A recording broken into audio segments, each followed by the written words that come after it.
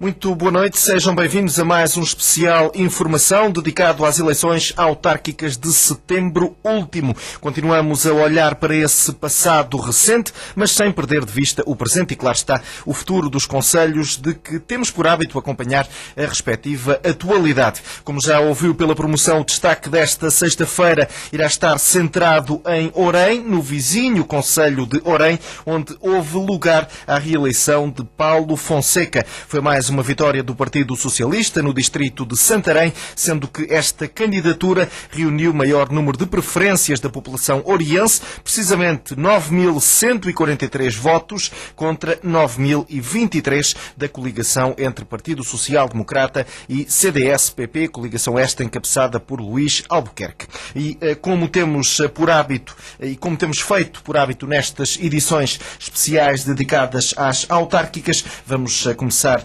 então a falar desse passado e depois entramos naquilo que diz respeito ao futuro do concelho de Orém, precisamente nas propostas que este Executivo, chefiado por Paulo Fonseca, quer apresentar à população. Senhor Presidente, boa noite, bem-vindo uma vez mais, obrigado por aceitar o nosso convite. Vamos então recuar a esse passado e antes de falarmos das eleições, perguntava-lhe as razões pelas quais decidiu uma vez mais encabeçar essa candidatura do Partido Socialista e propor-se à população de Orém como Presidente da Câmara.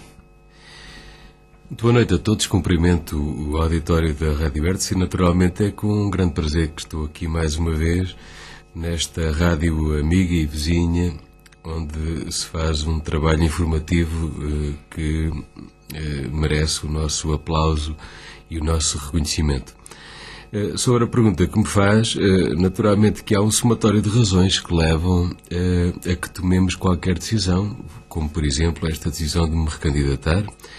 Desde logo o facto de ter sentido à minha volta um conjunto de...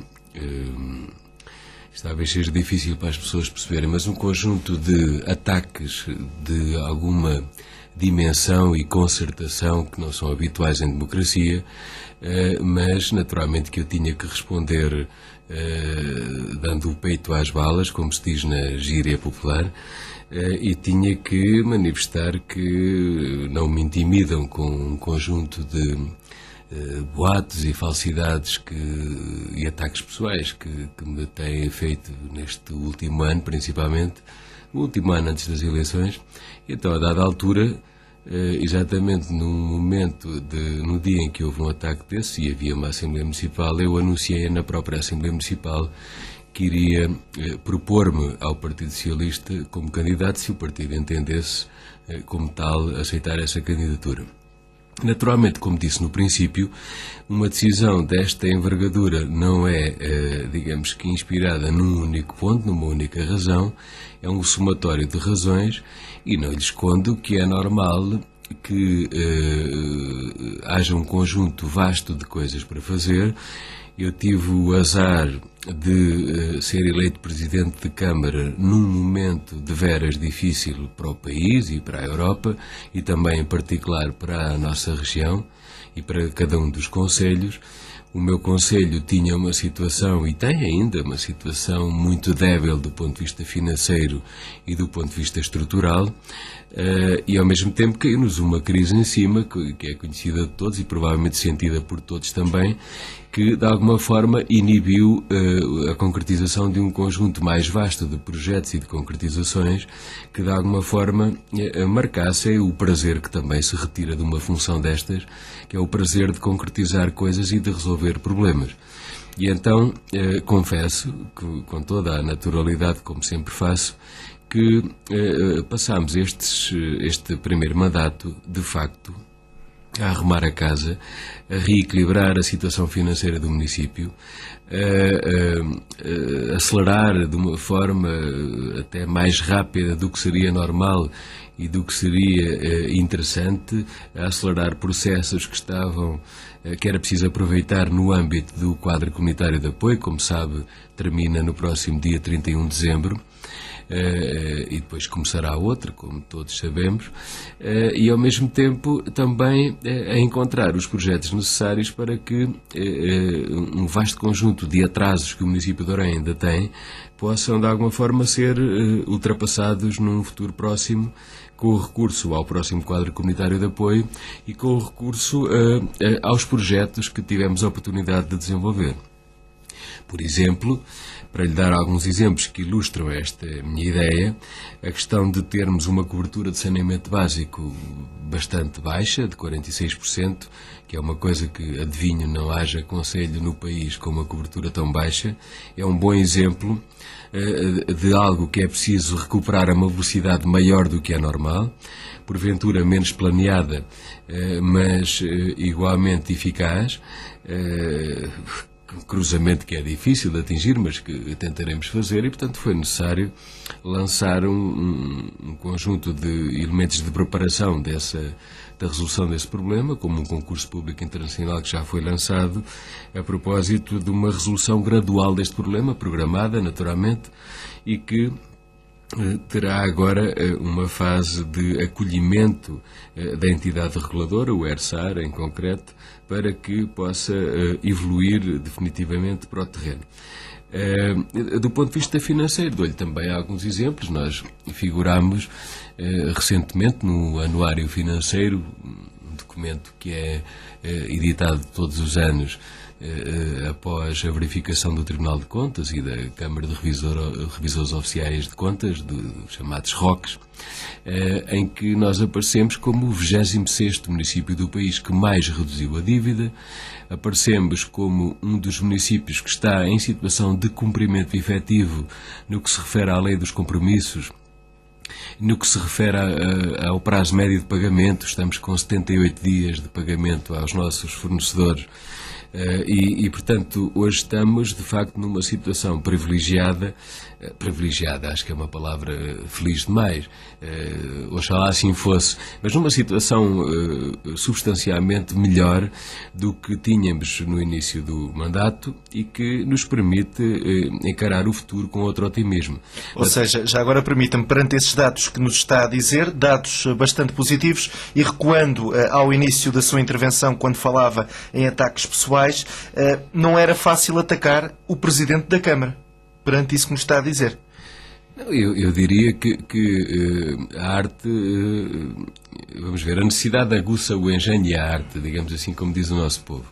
Ou seja, o que há no Concelho de Orem é, digamos, que uma estrutura política que durante 30 anos ou mais esteve entregue às mesmas pessoas, e de repente a legitimidade do voto popular e o desejo também do voto popular, expresso no voto popular, ditou uma mudança política, e eu tive essa confiança da população, que me sinto muito honrado por isso, e naturalmente que há um conjunto de resistentes que desenvolveram estratégias onde valeu tudo menos tirar olhos. Aliás, ainda há alguns resquícios desse tipo de atitude, mas eu não quero comentar muito isso. Temos que estar acima, como diria o Dr. Alberto João Jardim, não comento jogadas da segunda divisão. E, portanto, não é isso que é importante neste momento. Eu tenho, digamos que, capacidade, eu próprio, para ultrapassar tudo isso e para estar acima dessas questúnculas de natureza paroquial de alguns comportamentos menos idóneos e menos corretos. O que é importante, do meu ponto de vista, é que tenhamos tido a oportunidade de construir uma estabilidade, um caminho, uma rota que é reconhecida por Lisboa, e atenção que hoje Lisboa é dominada, Lisboa, lê-se Governo Central e estruturas do Estado a nível central, hoje é digamos que dominado legitimamente, também pelo voto popular, por uma estrutura político-partidária bastante diferente da minha e que, mesmo assim, não obstante essa realidade, tem vindo a reconhecer um conjunto de passos que felizmente temos vindo a dar.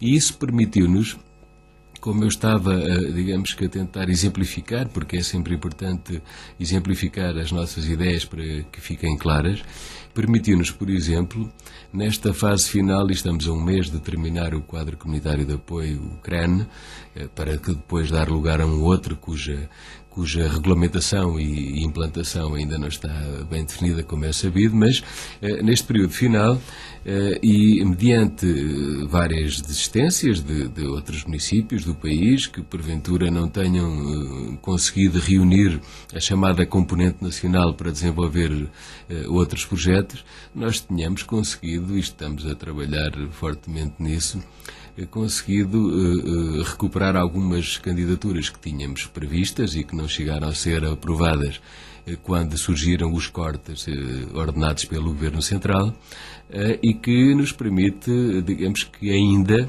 já me foi garantido provavelmente, e estou em crer que assim se concretizará, dada a nossa estrutura financeira mais resistente e, digamos, menos fragilizada, permitiu-nos ainda recuperar um conjunto de candidaturas. Dou-lhe alguns exemplos. Totalizam mais de 3 milhões de euros, o que não estava previsto e orçamentado, porque estamos em fase final do quadro comunitário de apoio, agora é só esperar que chegássemos ao próximo, era isso que aconteceria normalmente, mas, por exemplo, fazer o pavilhão do Olival, que tive que mandar parar por ausência de aprovação do CREN, por exemplo, voltar a introduzir na obra de qualificação da Avenida de Fátima o novo posto de turismo, que estava previsto na fase inicial e que tivemos que retirar por instruções de natureza operacional e técnica do CREN.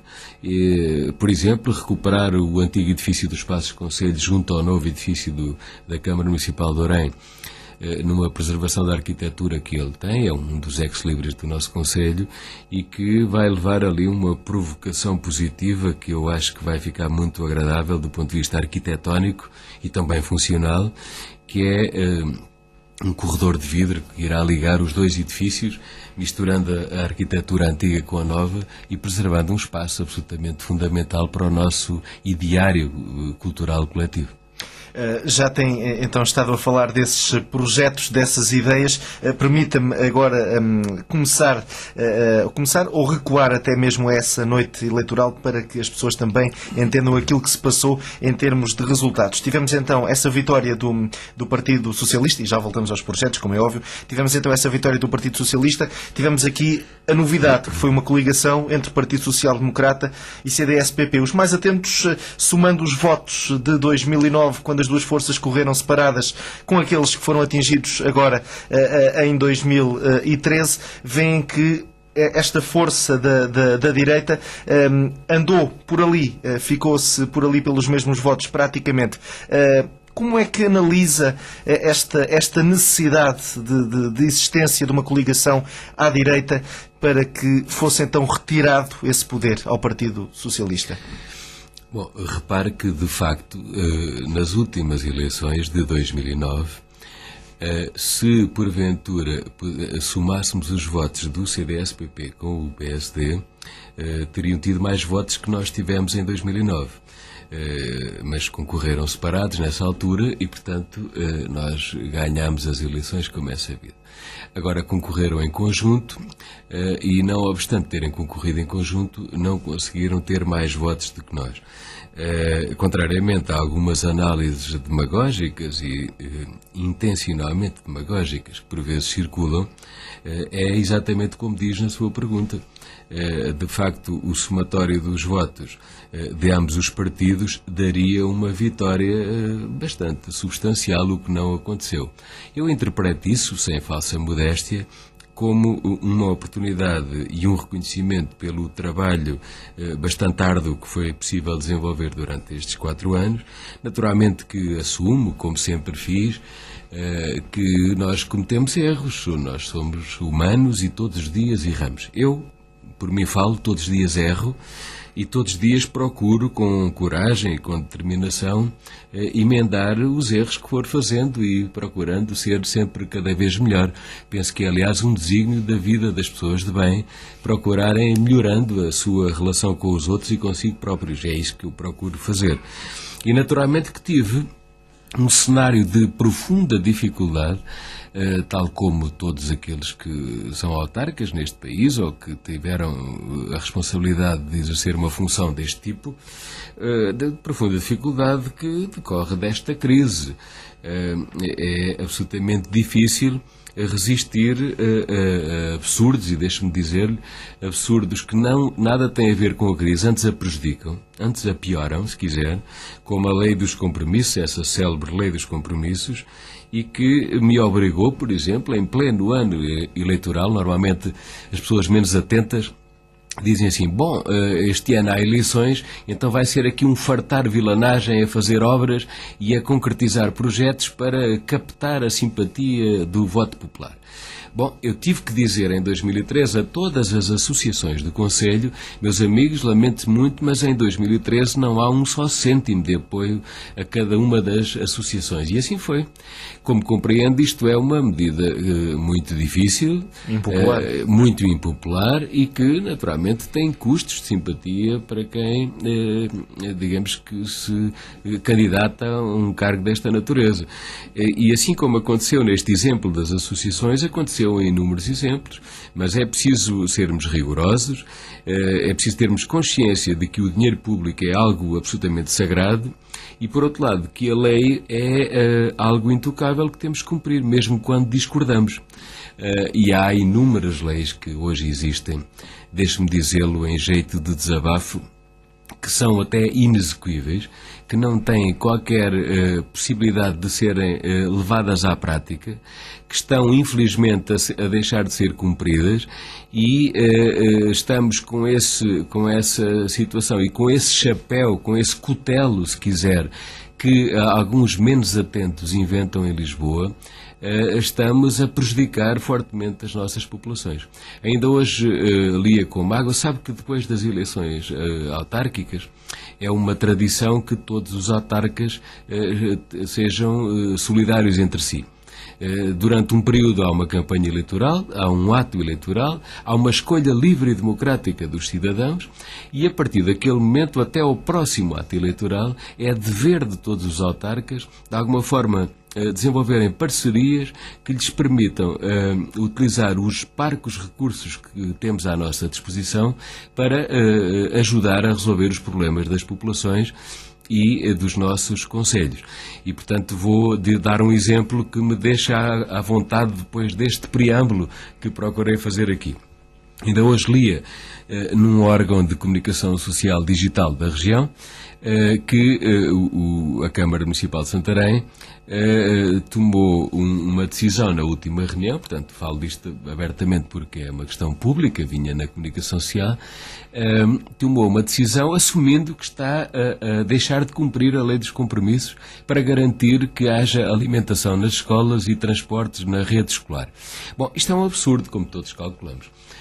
As crianças do Concelho de Santarém, ou de Orem, ou de Tomar, ou de qualquer outro, não têm a culpa que alguém em Lisboa se lembre de fazer uma lei dos compromissos que não é flexível ao ponto de impor rigor, mas de permitir liberdade e reconhecimento democrático pela legitimidade que o voto popular deu aos autarcas, por um lado, e por outro lado, se for o caso, se alguém no passado não geriu bem aquilo que é a coisa pública, nomeadamente a gestão municipal, e levou um determinado município a uma situação calamitosa ou muito difícil que não lhe permita hoje cumprir as suas funções. O que é verdade é que todos nós temos consciência e convicção também de que as funções objetivas e subjetivas de uma Câmara Municipal têm que ser garantidas.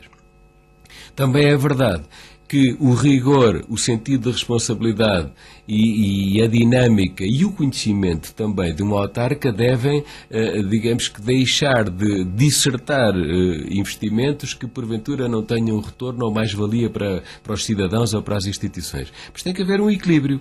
É por isso que o bom senso deve imperar sempre. O que não pode é chegar a um determinado ponto, num determinado concelho de um país, em que as crianças não tenham alimentação nas escolas porque a lei não lhes permite, ou que não tenha transportes escolares porque a lei não lhes permite.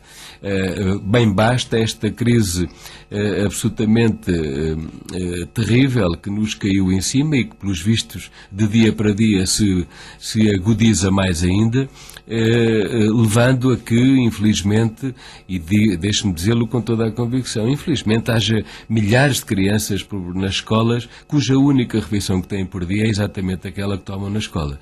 E este drama social que nós temos na nossa sociedade neste momento, por via da incompreensão que alguns arautos da desgraça trazem de Lisboa, esta situação dramática tem que ser almofadada com a nossa arte e engenho para que os cidadãos, apesar de tudo, possam resistir a isto com alguma dignidade e com o mínimo de qualidade de vida à qual têm direito. Temos um executivo na Câmara Municipal de Orem com 3 elementos do Partido Socialista, 3 elementos do Partido Social Democrata, um independente.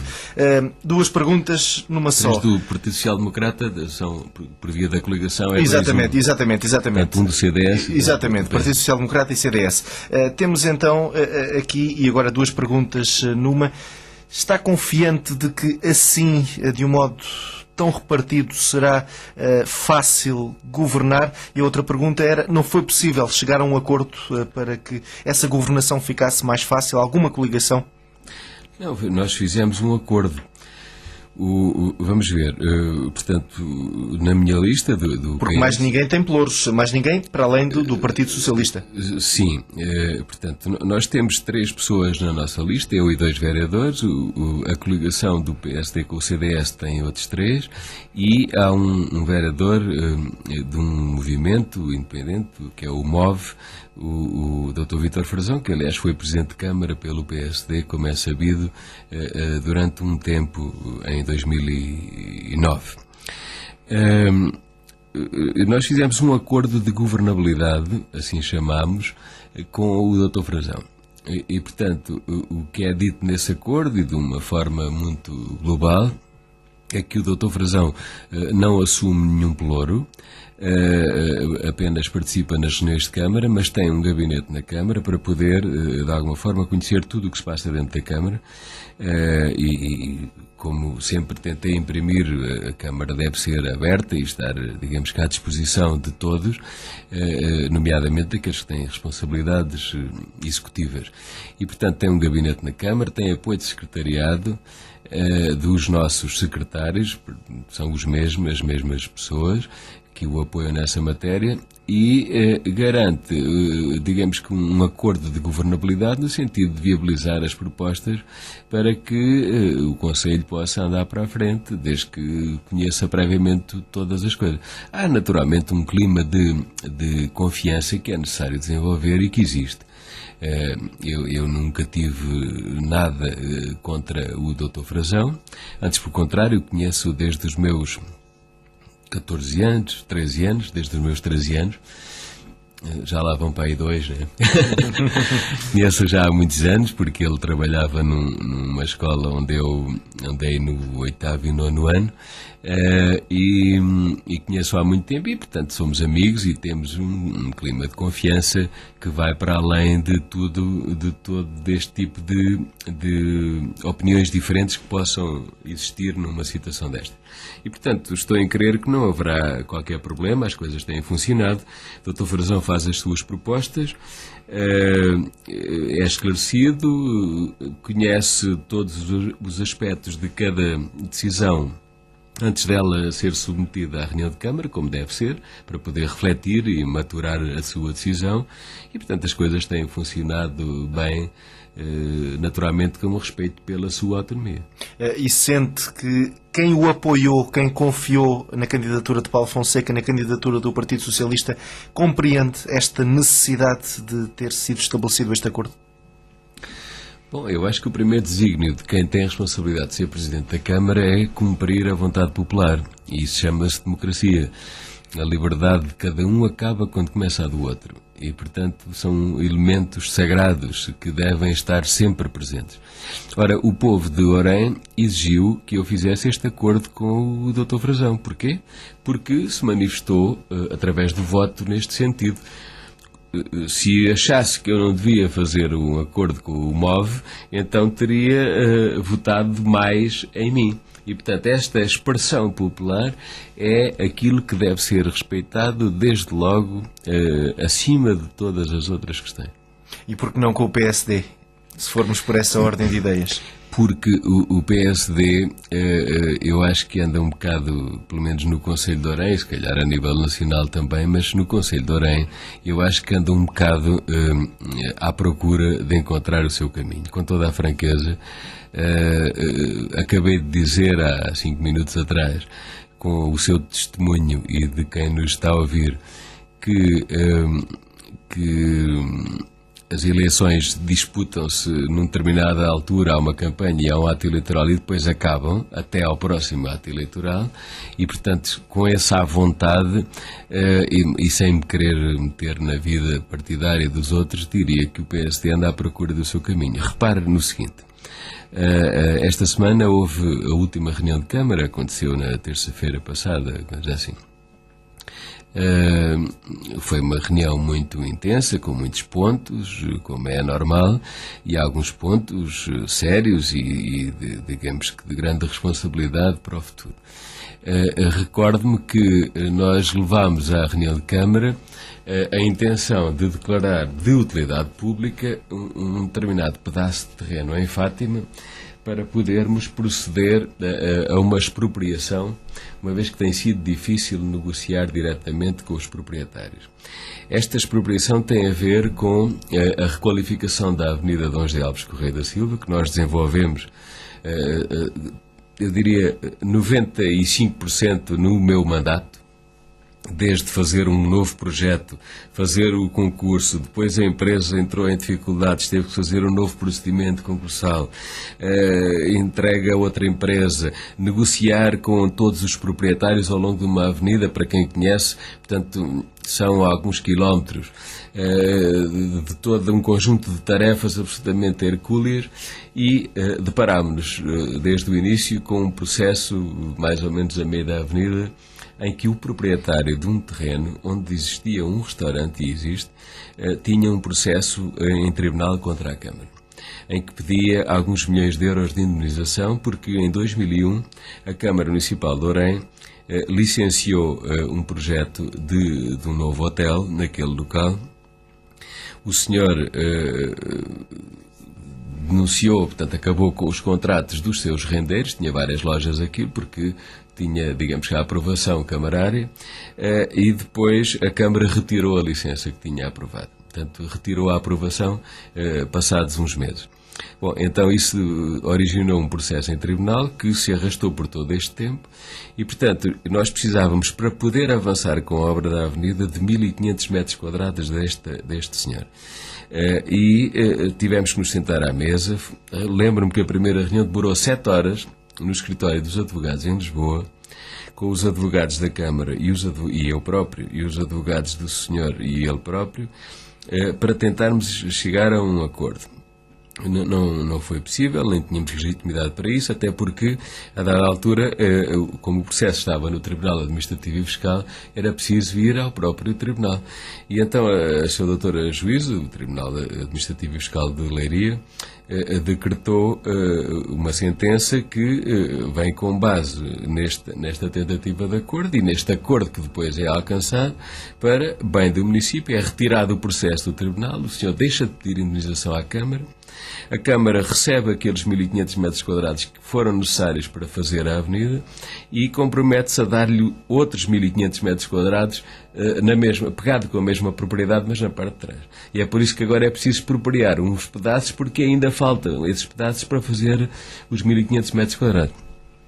Você não imagina que os vereadores da oposição, perante este facto, declarar de utilidade pública aquela parcela para poder cumprir uma sentença judicial que serviu para poder fazer a avenida e para retirar um processo contra a Câmara que estava em tribunal, votaram contra e fizeram uma declaração de voto que já mandaram para toda a comunicação social, se calhar para si também, a dizer que eram contra porque a Câmara fez um mau negócio, porque não deveria ter deixado o processo ir até ao fim no Tribunal. E, portanto, nós hoje ainda não tínhamos feito a avenida, ainda não tínhamos lançado o concurso, porque não tínhamos legitimidade para fazer uma obra num terreno que não era do município, e estaríamos a correr o risco de termos que indemnizar o proprietário naqueles milhões que ele reclamava desde 2001.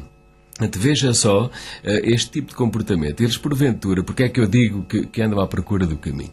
Porque, porventura, têm uma disfunção política, pensando que desta maneira que vão conquistar a simpatia das pessoas e que vão ter muitos votos. Ora, a minha preocupação não é com os votos. Isso será, porventura, quando eu estiver disponível, se o estiver, para ser candidato a qualquer outra coisa. Ou à mesma, não se sabe.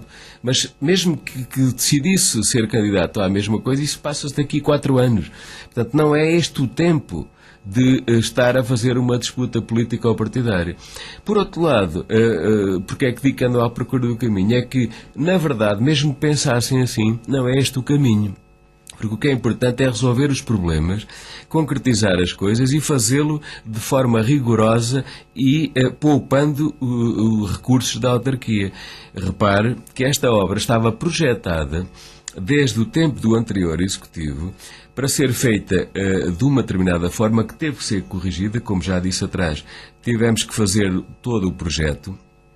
E estava projetada para custar, na sua totalidade, 18 milhões de euros. Custou 15 milhões de euros. Apesar de todas as vicissitudes de uma empresa ter entrado em dificuldade e da segunda agora também ter entrado em dificuldade e tudo isto. Portanto, é por aqui que eu digo que o PSD anda à procura do seu caminho. Eu acho que ser da oposição não é ser do contra porque sim. Ser da oposição é apresentar propostas alternativas, é bater-se por elas, é interpretar que o caminho deve ser o caminho da benfeitoria e da mais-valia para o Conselho e para as pessoas e para as instituições. Não pode ser para boicotar aquilo que é feito por quem tem a responsabilidade de liderar um processo, convencido que isso lhe dá votos ou coisa do género. E, portanto, o que eu diria é que o PSD anda à procura do seu caminho, tem este vício e espero que encontre o seu caminho muito brevemente. Muito bem, e é com essa avaliação política, com esta questão política que finalizamos esta primeira parte. Já de seguida vamos voltar e aí vamos falar do futuro, daquilo que está projetado para o Concelho de Orem. Estamos de volta para a segunda e última parte deste especial Informação. O Concelho de Orem tem estado em destaque nesta primeira parte e que lá está, também vai estar na segunda. Temos connosco o Presidente da Câmara Municipal de Orem, Paulo Fonseca, reeleito a 29 de setembro deste ano de 2013 nas eleições autárquicas. Foi sobre este sufrágio que incidiu a maior parte do nosso tempo, na primeira metade. Agora vamos então olhar para o futuro, falar também do presente do Concelho de Orem. Senhor Presidente, uma das principais preocupações que aflige os autarcas que por aqui têm passado neste espaço prende-se essencialmente com as questões de âmbito social, as dificuldades que as respectivas populações vivem mais do que nunca, infelizmente, no respectivo dia-a-dia. Perguntava-lhe, no seu programa, e pegando naquilo que também já vem de trás, neste último mandato, essencialmente, o que é que consta para apoiar estas pessoas mais necessitadas, se será possível inovar, entre aspas, neste campo, para estender esse apoio a o maior número de pessoas? É sempre possível chegar mais longe nessa matéria. Eu diria as coisas de forma sequencial, procurando responder à sua pergunta. Primeiro, era absolutamente escusado que o país estivesse a viver desta maneira. Não percebo como é que em Lisboa não se percebe que quanto mais austeridade houver, mais dificuldades têm as pessoas, mais empresas fecham, mais desemprego há e menos receita tem o Estado. Porque se você tiver mais 1.000 euros por mês, suponhamos, você vai consumir com esses 1.000 euros, ao consumir automaticamente paga 23% de IVA, portanto o Estado fica-lhe logo com 230 e portanto aumentava a receita fiscal e depois com o resto do consumo que você faz com esses 1.000 euros, você vai comprar uns sapatos, compra um casaco para o seu filho, compra comida, leva a sua mulher a jantar fora, etc. E tudo isto gera emprego e todas as pessoas que estão a trabalhar estão a pagar os seus impostos. O Dr. Bagão Félix, que é uma personalidade insuspeita, dizia há dias num estudo que fez que se nós conseguíssemos ter menos 10% de desemprego do que temos hoje, o país tinha uma rentabilidade acrescida de 3.900 milhões de euros, o que significava que não precisávamos de fazer qualquer aperto de cinto em 2014. Recordo que 3.900 euros é exatamente o montante que é necessário reduzir em termos de Orçamento Geral do Estado, ou seja, em termos de despesa pública, para efeitos de atingir o objetivo que o Governo diz que é necessário atingir. E, portanto, segundo esta opinião do Dr. Bagão Félix, uma personalidade insuspeita, como digo, nada disto era necessário e é absolutamente condenável que tenhamos chegado aqui e que estejamos cada vez pior, porque a dívida pública já vai em 130% do PIB, segundo tenho lido, quando há 2 anos atrás era de 100% e era um ai Jesus, toda a gente vivia preocupado com isso. Primeiro ponto. Segundo ponto, já que estamos assim, e, portanto, como disse, não esquecendo de apontar o dedo aos responsáveis, porque também é importante fazer isso, para não me aparecerem amanhã a dizer que não é nada comigo, que estiveram fora, já que estamos assim, é fundamental que o país tenha capacidade de resposta para as situações de fragilidade que muitos dos nossos cidadãos estão a viver. Ainda há pouco eu referia um exemplo de que tenho a convicção, e temos isso estudado, que nas nossas escolas, muitas das crianças, e o que se passa em Orem passa-se no país todo, tenho essa certeza, digamos assim, muitas das crianças, a refeição mais importante que comem é a da escola, na cantina da escola. E que depois estão subalimentadas. Isso nota-se todos os dias. Tenho falado com... Se calhar mais às segundas-feiras. Mais às segundas-feiras, mas todos os dias, naturalmente porque vem de um fim de semana de insuficiência alimentar, etc. Muitos professores me dizem que reparam nisso nas aulas, os alunos estão fragilizados e é nitidamente esse o problema. Depois há um problema de ausência de esperança. As pessoas olham para a frente e não veem a luz ao fundo do túnel. Aquelas que ainda estão a trabalhar têm medo. Têm um medo profundo de ficarem desempregadas amanhã. Aqueles empresários que ainda estão a trabalhar nas suas empresas têm um medo profundo de ter que fechar amanhã. As pessoas vivem um drama coletivo que é absolutamente grave e devemos ter estruturas de resposta para isto. O que é que os municípios podem fazer? Garantir que haja alimentação nas escolas, como no exemplo que eu dei há pouco. No nosso caso, temos a funcionar 5 cantinas sociais no concelho. Obviamente que esta é uma publicitação que não se faz. Não vou aqui referir onde é que elas funcionam, nem acho que isso seja importante. O que é importante é em termos estatísticos, para saber que já foram servidas nestas cantinas muitos milhares de refeições. Todos os dias há um número de grande dimensão de pessoas que se socorrem destas cantinas para irem buscar a sua comida para jantarem ou para almoçarem, para terem aquilo que é o mínimo da dignidade humana. Pessoas bem identificadas, com necessidades mesmo? Claro, obviamente os serviços de ação social da Câmara, naturalmente, que fazem essa filtragem antes das pessoas poderem ter acesso. E tudo isso é contabilizado só que internamente. Obviamente que não é uma coisa que deva ser publicitada em nome da dignidade das pessoas e dessa manutenção. Depois, encontrar um conjunto de respostas de natureza social. Como sabe, um dos pontos mais relevantes do meu programa do último mandato era criar condições para a excelência social. O que queria dizer com isto era criar, digamos que estruturas de resposta, estruturas físicas e institucionais, se quiser, de resposta àquilo que são as tradicionais valências da segurança social. E repare que estávamos há 4 anos, quando lançámos esse programa, longe de pensar que hoje iríamos estar a viver esta situação. E, portanto, o que me preocupava na época era criar valências de resposta para aquilo que são as tradicionais respostas da segurança social.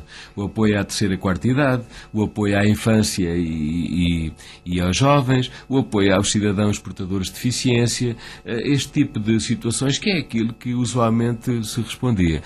E, portanto, nós fizemos um esforço gigantesco, para lhe dar um exemplo, a Câmara de Orem substituiu o Estado ao patrocinar a construção de um conjunto de lares de idosos nos locais onde identificámos como sendo necessários.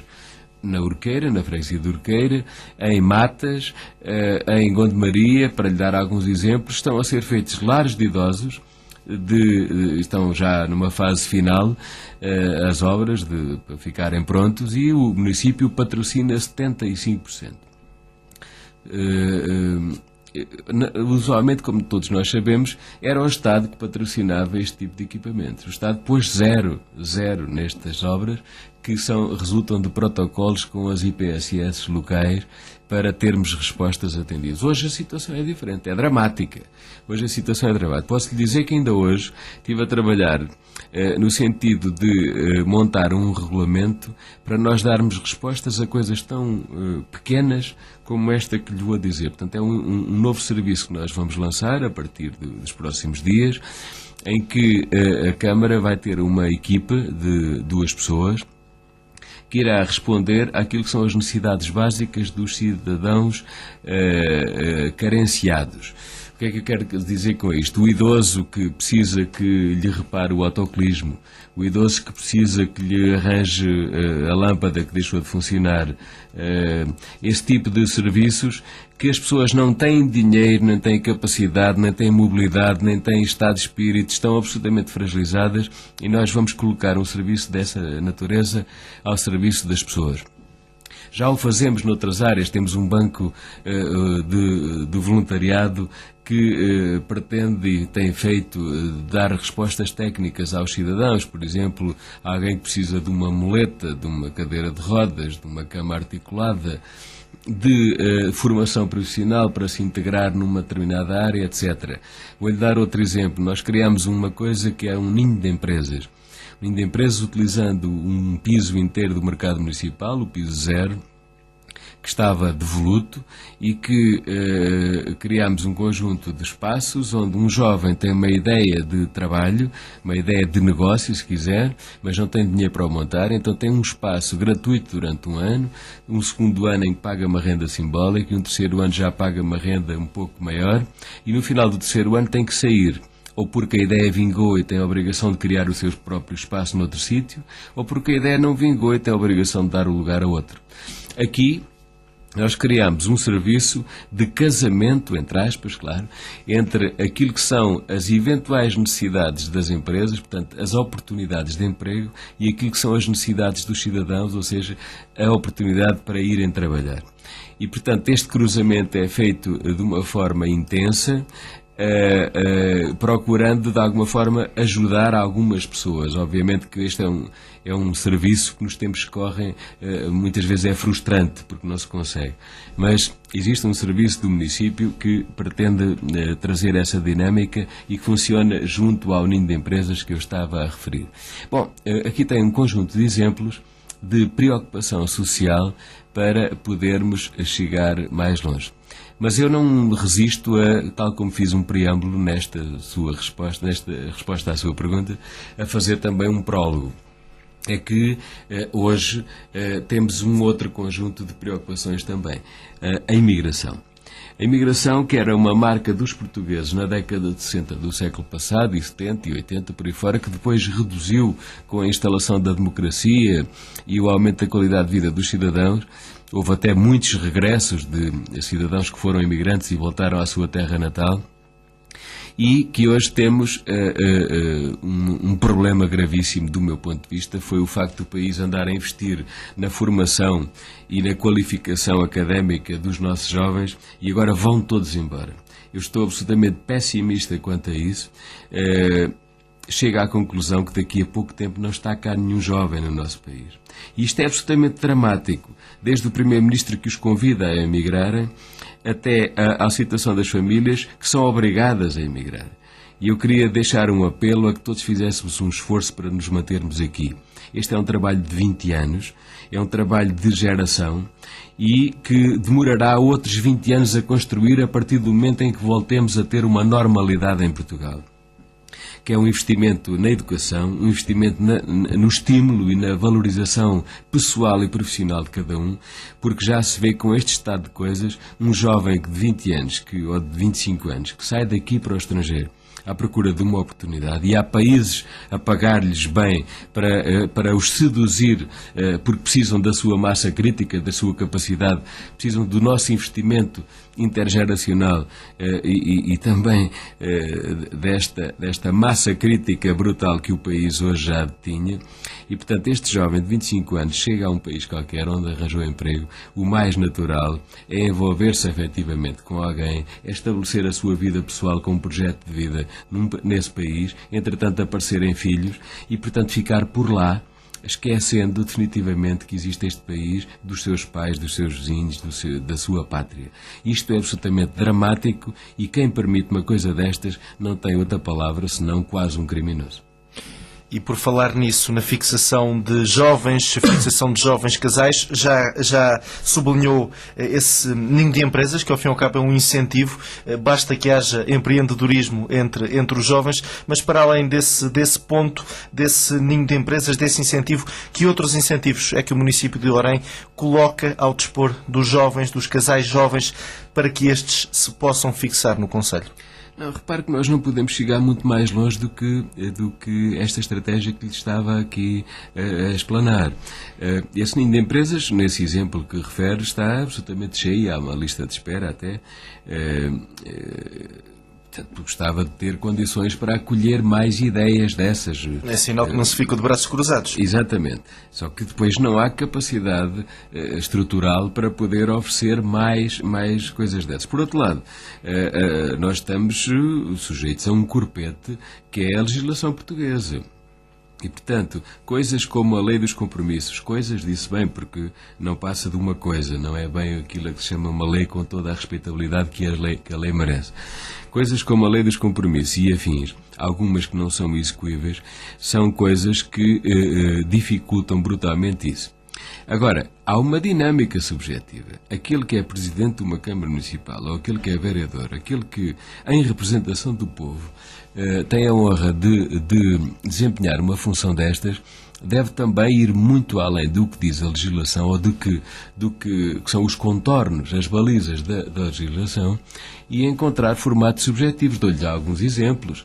Na área da saúde, que é uma atribuição exclusiva do Ministério da Saúde, obviamente que os presidentes de Câmara todos estão preocupados e sempre empenhados em encontrar boas respostas de saúde, que de todo, no nosso caso, não temos. Ainda recentemente tivemos a honra de receber um casal jovem de médicos que se radicaram em Orem com a ajuda da coordenadora do ACES, a quem agradeço muito, a doutora Sofia Triaga, mas depois levanta-se um conjunto de questões, como instalá-los, onde instalá-los, como ajudá-los a encontrar um caminho, porque naturalmente são os dois de fora e de longe e precisam dessa estabilidade. E a autarquia, naturalmente, tem essa função subjetiva também. Um outro exemplo de função subjetiva é aquilo que se pode desenvolver à volta do envolvimento com as empresas.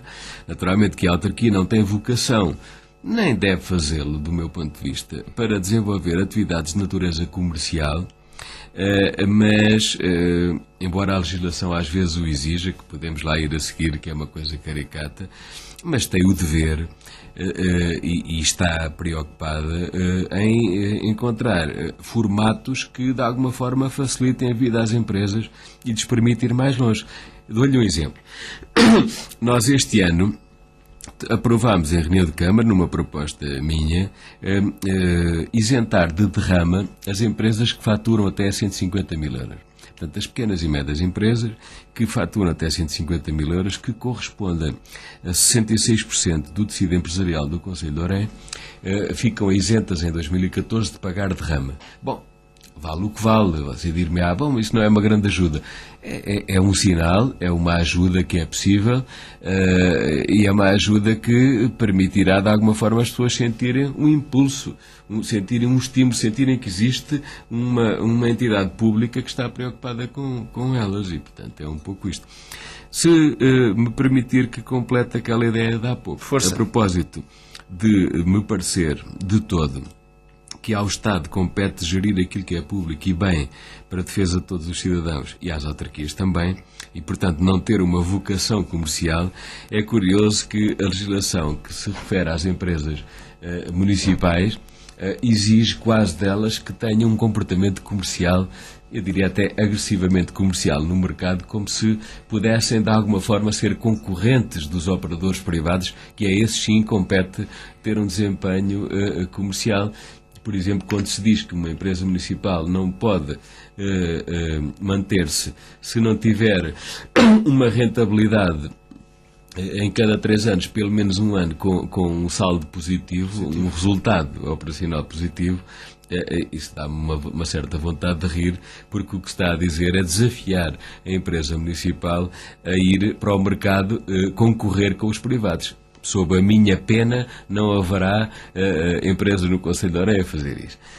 Agora, se me dissessem assim, bom, há empresas municipais ou intermunicipais que de todo estão mal sustentáveis, não têm estrutura para se manterem ou não prestam um serviço público adequado e devem ser encerradas, inteiramente de acordo. Eu próprio procedi a um longo processo de fusões no sentido de chegar a uma situação muito mais magra do que encontrei. Já desapareceram 6 ou 7, já nem sei, entidades em que o município de Orém tinha uma participação, em alguns casos de 100%, noutros casos de menos, e as que já desapareceram exatamente por esse emagrecimento. Mas há vantagens, ainda há vantagens. Repare que, por exemplo, vou ser polémico agora com isto, mas você também gosta de ter aqui coisas polémicas, imagino eu, portanto fica-me a dever uma. Repare, por exemplo, agora saiu uma legislação há dias que porventura, o que diz o país pensante e o país tranquilo é de que o Tribunal Constitucional poderá vir a chumbar, não sabemos, não quero comentar muito isso, mas das 40 horas. E, portanto, saiu uma legislação a impor 40 horas aos trabalhadores, à administração pública, e nós cumprimos a legislação, como sempre fazemos. A seguir vem uma providência cautelar do sindicato, do STAL, a dizer que é uma, digamos que é uma ilegitimidade e está no seu direito, e, portanto, nós voltamos atrás. Vamos cumprindo aquilo que nos vão mandando, né?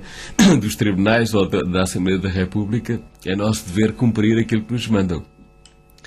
E portanto, a dada altura, verificava-se que os trabalhadores das empresas municipais fazem já 40 horas há bastante tempo. Os trabalhadores da Câmara fazem 35 horas. E, portanto, colegas de trabalho que, na verdade, fazem, em alguns casos, a mesma coisa, como é o caso dos auxiliares da ação educativa nas escolas de primeiro ciclo, por exemplo, em que uma pessoa faz 35 horas por semana e outra faz 40. Bom, isto é um absurdo. E do ponto de vista do interesse público, porque em todas as questões há uma contenda, há duas partes, né, ou mais. Do ponto de vista do interesse público, naturalmente que a empresa municipal consegue usufruir de 40 horas de trabalho. A entidade Câmara Municipal só consegue usufruir de 35. Eu não estou a comentar se deve ser 35, deve ser 40. O que me parece é que deve haver respeito pelas pessoas, respeito pelos trabalhadores e devem ter, digamos que um fundo de esperança para poder, e de estímulo para poderem andar para a frente. E o que me parece é que neste exemplo concreto, em que eu tenho uma escola em que uma senhora funcionária faz 35 horas, a outra faz 40, estamos no reino do absurdo. Muito bem, Sr. Presidente, e assim finalizamos o nosso tempo. Foi com muito gosto que o voltamos a receber nos estúdios da ERT. Certamente iremos acompanhar a atualidade dedicada ao Conselho de Orem. Até uma próxima oportunidade. Obrigado. E quanto a nós, voltamos na próxima quarta-feira. Nessa ocasião será Maria do Céu Albuquerque, Presidente da Câmara Municipal de Abrantes, a convidada.